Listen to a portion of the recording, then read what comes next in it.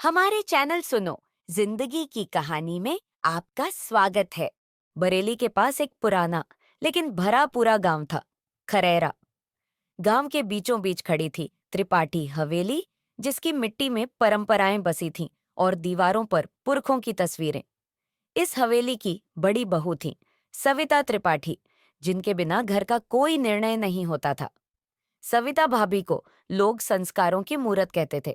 5 बजे सुबह उठकर तुलसी को जल देना, गौशाला जाना और पूरे घर का खाना खुद बनाना, हर चीज उनके तरीके से होती थी और इसी में उन्हें गर्व भी था।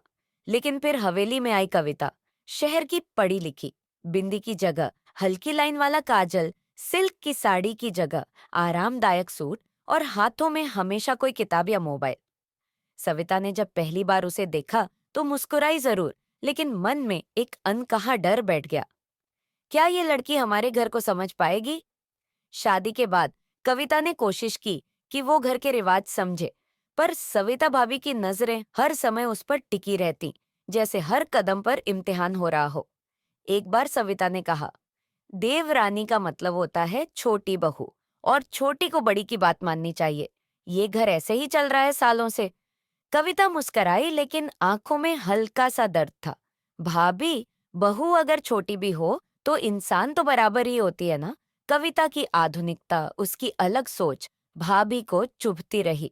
पूजा हो, व्रत हो या रिश्तेदारों का सत्कार, हर जगह सविता भाभी कविता की कमी निकालती।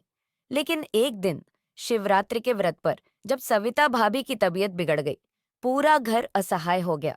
तभी कविता आगे आई, बिना कुछ कहे पूरी व्यवस्था संभाल ली, पूजा भी करवाई और भाभी की देखभाल भी।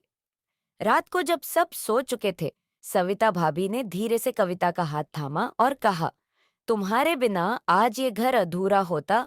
उस दिन के बाद बहुत कुछ बदला।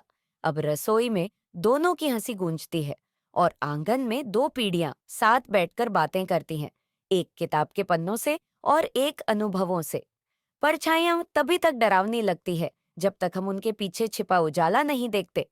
और एक रिश्ता जब समझ और सम्मान से सींचा जाए तो हर घर मंदिर बन सकता है।